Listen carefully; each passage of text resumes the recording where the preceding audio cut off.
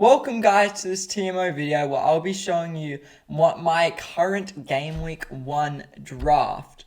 So I'm actually really excited to get into this because I built a team that I'm really happy with. There's probably only a few things that I would want different, but I'll talk about that later. We'll get straight into it though.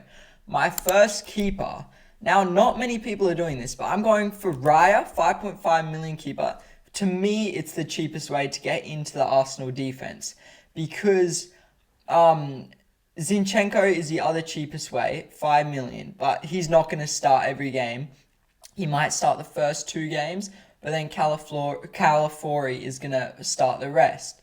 So Raya, just for me, just a set and forget the whole season. I'm not going to touch him now. I'm just going to have him there. And then my budget keeper, Fabianski, because to be honest, every budget keeper you go with is like how do I say it? Every budget keeper is gonna lose is gonna decrease in value and decrease your team's value.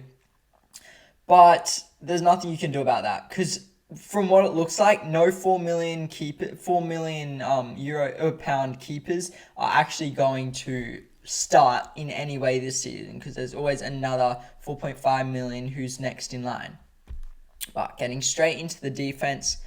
Now, this one is probably the most obvious, Trent Alexander-Arnold. Now, by the way, I'll say this before we get further into this draft. This draft has no Salah. It has Haaland, but no Salah. I have another Liverpool alternative instead of Salah because it's 6 million more for him than the person that I'm going with instead. So it just frees up so much more space for my team. And I found out that what I had with Salah and without Salah, I got more benefits from having without Salah. And to be honest, having another play instead isn't too bad. So Alexander-Arnold though, he's so good. You're going to get the clean sheets, especially under Arnie's slot. He plays a much more defensive style. So Liverpool they might be scoring as much, but definitely probably won't be scoring as much as under Klopp, but their defense is going to be so much better. Now, I'm going for a double up on Liverpool defenders. Because at least for the first few game weeks, Konsa is looking like the number 1 starter over Konate.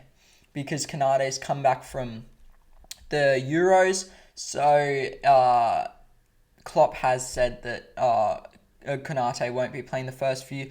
And from pre-season, Kwanzaa has played the most minutes for Liverpool. And in their last fixture, he started in what looked like their number 1 team. Alright, now, another defender who I have, which is I can change it to whatever. It's very flexible. At the moment, it's Robinson.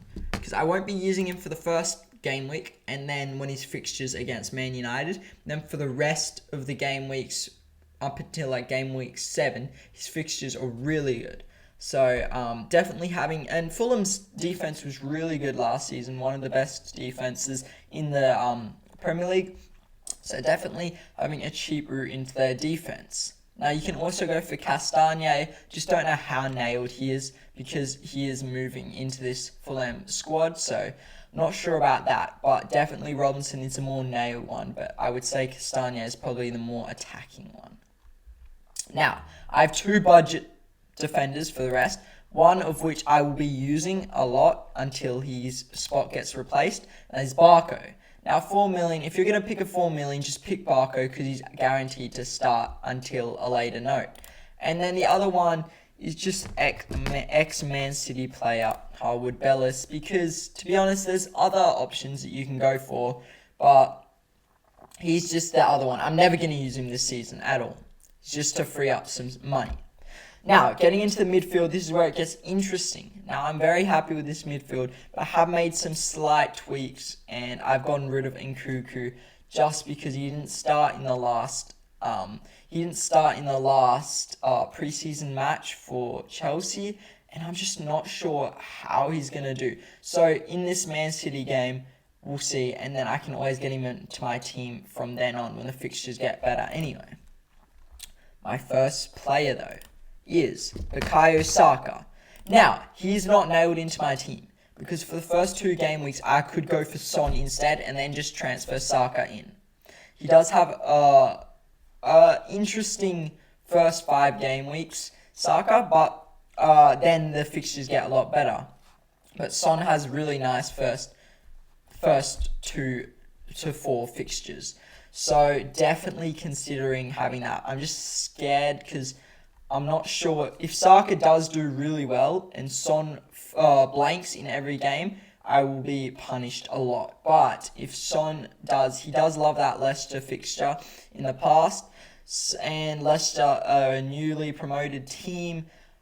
I'm just not sure about him in that left wing position, because last season, until Son moved into that striker position, he was having a bad season and disappointing season. But with Solanke now in Tottenham, and Ange has said that he's starting immediately, I'm not sure Son is the right Tottenham player to go for.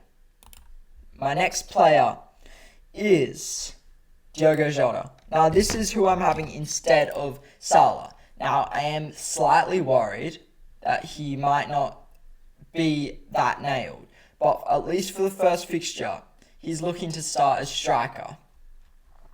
So I wouldn't go for Darwin Núñez because he's not looking to start. Though, when Jota is healthy, he's one of the best players in the Premier League, possibly even better than Salah, some would say.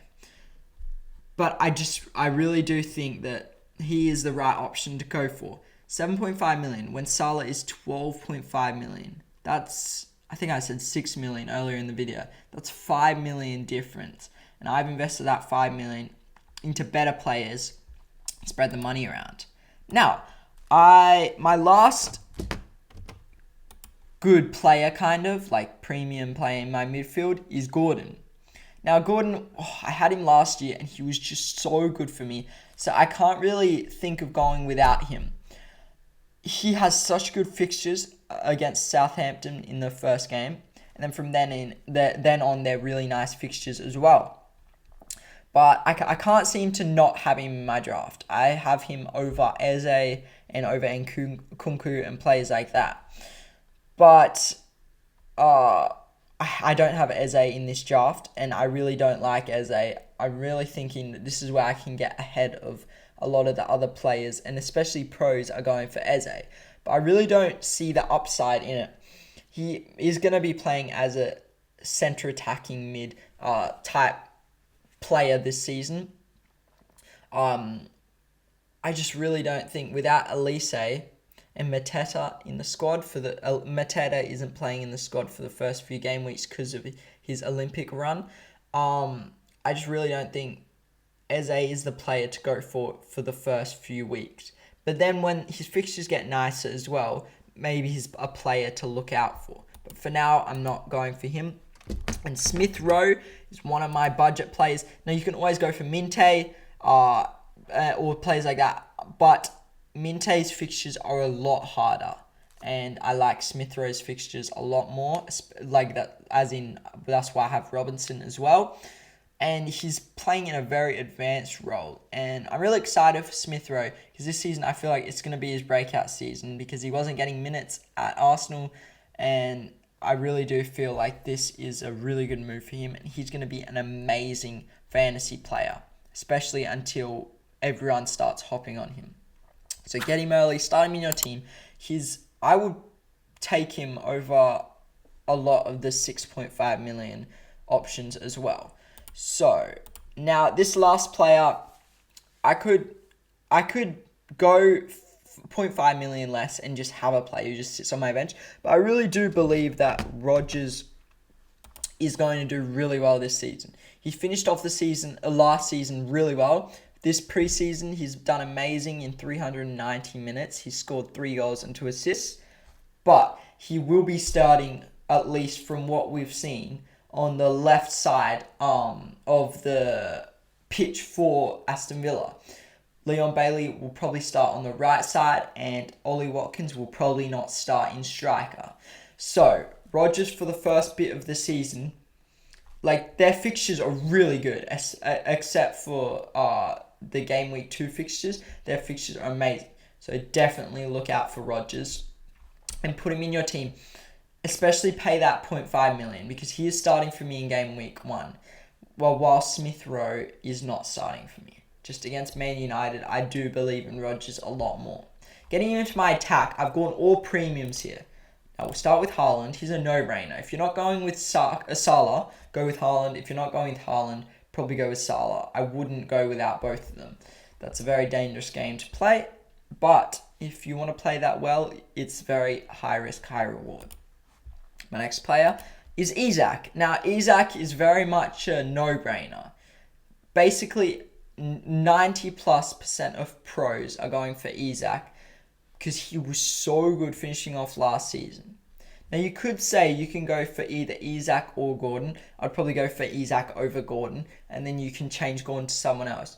But I feel like their link-up play will be amazing, and you'll get a lot of assists off each other and a lot of goals off each other this season. So, especially in the first few games, because Newcastle have a really nice run of fixtures. My last attacker is Solanke. Now, Solanke is very much probably a better option than Son, and he's a lot cheaper. That's why I have gone for Solanke over over Son, and he's probably the best attacker in this position. Let's just have a look. So obviously, João Pedro doesn't actually look like he's starting. Danny Welbeck is looking like he's starting over João Pedro. So I'd either bump that up to a Muniz or Wood, or take that down to a 4.5 million striker. Definitely don't go with João Pedro.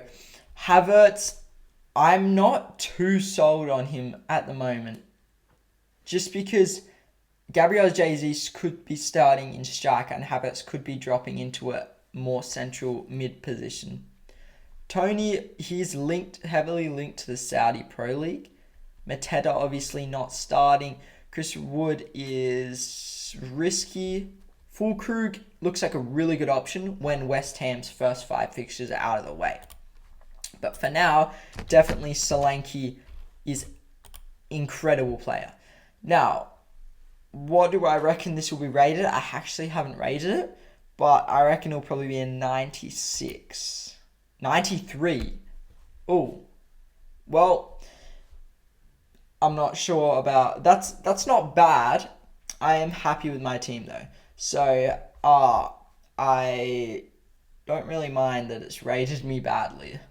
Alright, guys, so this is how I will be lining up for game week 1. I'm really happy.